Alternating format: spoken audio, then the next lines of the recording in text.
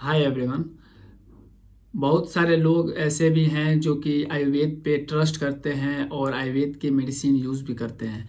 एक वैसा ही मेडिसिन है लिप 52। आज के इस वीडियो में हम बात करने वाले हैं लिप 52 सिरप और लिप 52 टैबलेट के बारे में कि ये जो दवाइयाँ हैं ये हम किन कंडीशंस में यूज कर सकते हैं, इसके क्या साइड इफ़ेक्ट्स होते हैं, हमें कितना डोज इसका लेना चाहिए या इससे हमें किन जगहों पे इस्तेमाल करना चाहिए, बच्चे इसका इस्तेमाल कर सकते हैं या एडल्ट इस्तेमाल कर सकते हैं। तो इस वीडियो में पूरा हम विस्तार से इस दवा के बारे में जानेंगे और बात करेंगे। तो मैं हूं डॉक्टर एहसानुल्लाह, बिहार वेस्ट चंपारण से।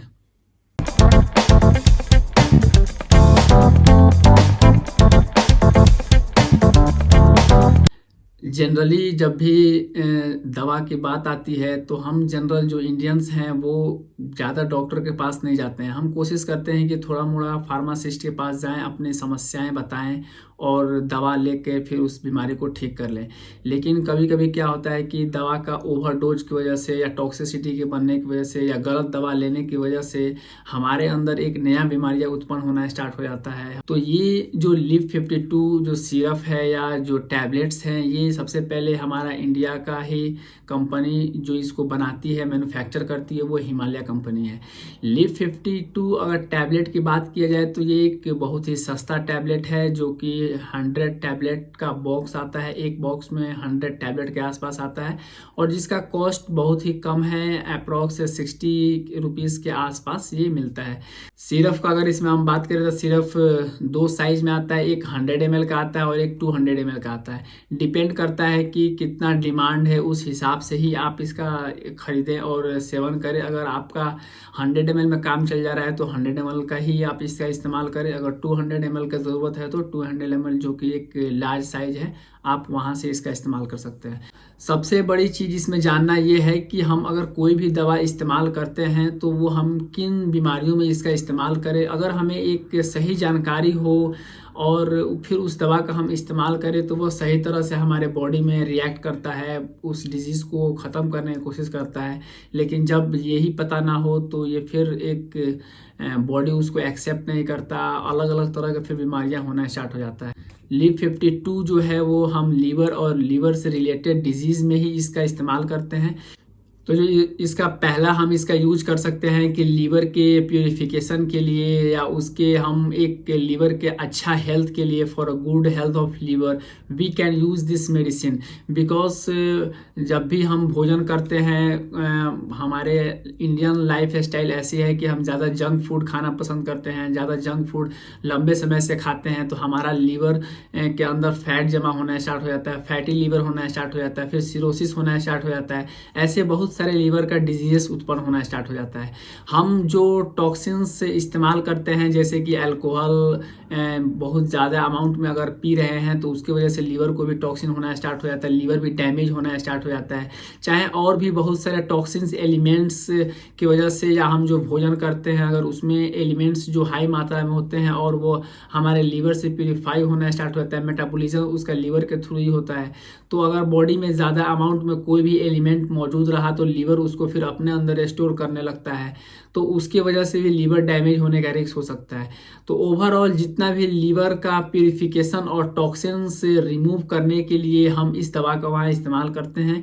ये जो लिप 52 दवा है ये हमारे लीवर से टॉक्सिन को बाहर निकालने की कोशिश करता है, एक लीवर को हेल्दी बना के रखता है ताकि फ्यूचर लीवर सही तरह से काम करे और बॉडी में जितने भी मेटाबॉलिज्म और हम जो ड्रग्स या दवाएं जो खाते हैं उसको से बनने वाली टॉक्सिन्स लीवर के थ्रू वो बाहर सिक्रीट करे, बाहर निकाले शरीर से। तो अगर लीवर इस तरह से काम नहीं कर रहा है कि बॉडी से कोई भी टॉक्सिन्स नहीं निकाल पा रहा है या जो लीवर के अंदर कोई भी एक्यूट या क्रोनिक फेज में कोई भी डिजीजेस हो रही है तो वहाँ पे ये दवाइयाँ का हम सेवन कर सकते हैं और हम अपने लीवर को एक हेल्दी बना सकते हैं। सेकंड, इसका जो हम इस्तेमाल करते हैं वो एपेटाइट के लिए करते हैं या डाइजेशन को इम्प्रूव करने के लिए करते हैं। एपेटाइट जैसे कि कोई पेशेंट्स हैं जो लंबे समय से उनको भूख नहीं लग रहा है, उनको खाने का इच्छुक नहीं हो रहा है और उनका डाइजेशन भी सही नहीं है, तो वहाँ पे हम इस दवाओं का सेवन करते हैं। उस दवा को हम हम ले सकते हैं। ये जो लीफ 52 है ये हमारे एपेटाइट को, भूख को बढ़ाता है। जब भूख बढ़ता है तो उसकी वजह से धीरे धीरे ये डाइजेशन को भी इम्प्रूव करता है।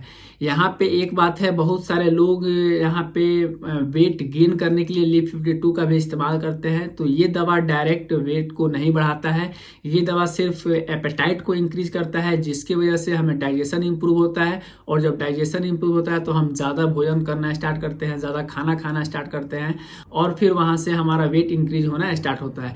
तो जो अगर ये सोचते हैं कि ये वेट गेनर के रूप में ले रहे हैं तो ये गलत कर रहे हैं, क्योंकि कोई भी चीज़ अगर एक लिमिट अमाउंट में किया जाए तो वो सही होता है, लेकिन जब अगर हद से ज़्यादा उसको दीजिएगा तो फिर ये टॉक्सिन बनाना स्टार्ट कर देगा आपके बॉडी में, फिर लीवर और सीवियर डैमेज होना स्टार्ट हो जाएगा।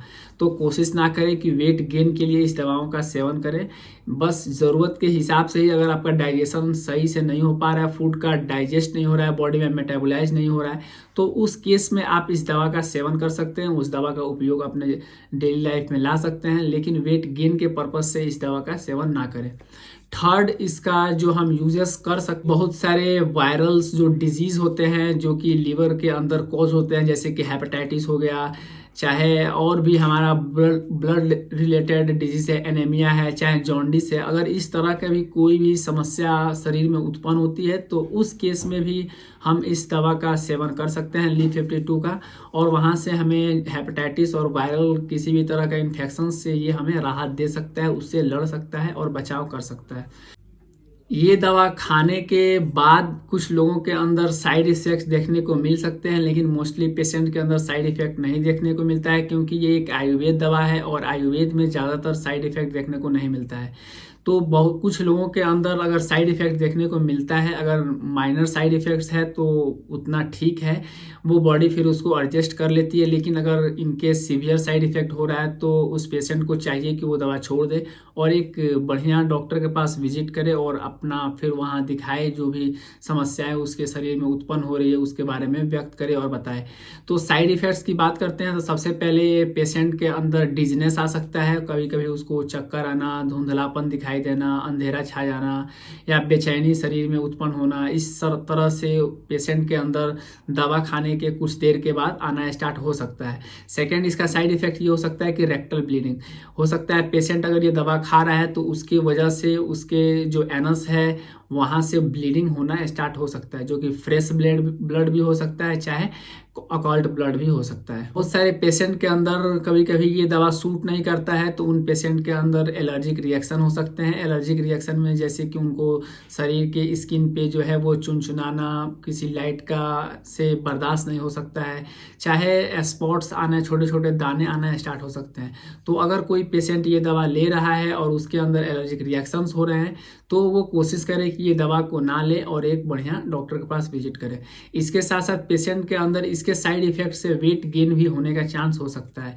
ये जरूरी नहीं है कि वेट गेन होगा, लेकिन बहुत सारे पेशेंट के अंदर ऐसे भी देखने को मिला है कि उनके अंदर वेट गेन होने का प्रक्रिया हो सकता है। कोई भी दवा अगर हमें एक डोज उसका पता हो और अगर हम उस दवा को डोज में ले रहे हैं, एक प्रॉपर अमाउंट में ले रहे हैं, तो वो हमारे शरीर में उतना नुकसान नहीं पहुंचाता है और हमें डिजीज से लड़ने में मदद करता है। लेकिन अगर हम किसी दवा को ओवर डोज लेना स्टार्ट कर दे तो वो दवा हमारे लीवर उसको ज़्यादा मेटाबोलाइज नहीं कर पाता है और वो दवा स्टोर होने की वजह से हमारा बॉडी टॉक्सिक होना स्टार्ट हो जाता है, बॉडी के अंदर टॉक्सिक बनना स्टार्ट हो जाता है, जो कि बहुत ही खतरनाक साबित हो सकता है पेशेंट के अंदर।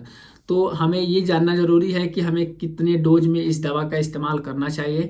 तो लीफ 52 अगर हम सिरप की बात करें और स्पेशली एडल्ट की बात करें तो एडल्ट ये 2 से 3 टी स्पून जो चम्मच आते हैं, जैसे कि 5 से 15 ml के जो ढक्कन आते हैं जो सिरप के ऊपर होते हैं, हम वो जनरली पर डे के हिसाब से उतना यूज कर सकते हैं। लेकिन कोशिश ना करें कि ज़्यादा इसका अमाउंट में इस्तेमाल करने के लिए। चाइल्ड के लिए अगर सिरप इस्तेमाल कर रहा है जिसका एज 10 साल और 10 साल से नीचे है तो वो 1 टीस्पून ही इस्तेमाल करें एक दिन के अंदर। डेली खाने के बाद आप इसे 30 मिनट के बाद ले सकते हैं। अगर टैबलेट्स की बात करें जो कि 100 टैबलेट्स एक बॉक्स में आते हैं, तो एडल्ट जो पेशेंट्स हैं वो 2 टैबलेट पर डे ले सकते हैं, एक मॉर्निंग में और एक इवनिंग में, ऐसे करके ले सकते हैं। लेकिन कोशिश ना करें 6 टैबलेट पर डे से ज़्यादा इंक्रीज करने के लिए पर डे के हिसाब से, क्योंकि अगर ज़्यादा इंक्रीज कीजिएगा तो आपके बॉडी में टॉक्सिसिटी होने का रिस्क हो सकता है। चाइल्ड के अंदर टैबलेट लेने का जो डोजेज होता है वो 1 टैबलेट पर डे के हिसाब से है, लेकिन कोशिश ना करे कोई भी चाइल्ड 3 टैबलेट पर डे के हिसाब से ज़्यादा अमाउंट में लेने के लिए, क्योंकि फिर भी वहाँ पे बॉडी में टॉक्सिसिटी होने का रिस्क हो सकता है। अगर इन केस आपको ये दवा खाने के बावजूद भी कोई ज़्यादा सीवियर साइड इफ़ेक्ट हो रहा है या बीमारी से नहीं हो पा रहा है, तो बिना मतलब के दवाओं का सेवन ना करें और बिना मतलब का सस्ता होने की वजह से दवा ना खाएं। कोशिश करें एक बार डॉक्टर के पास विजिट करने के लिए, अपनी बीमारियों के बारे में बताने के लिए, दिखाने के लिए, और फिर उसके बाद इस दवा का सेवन करें।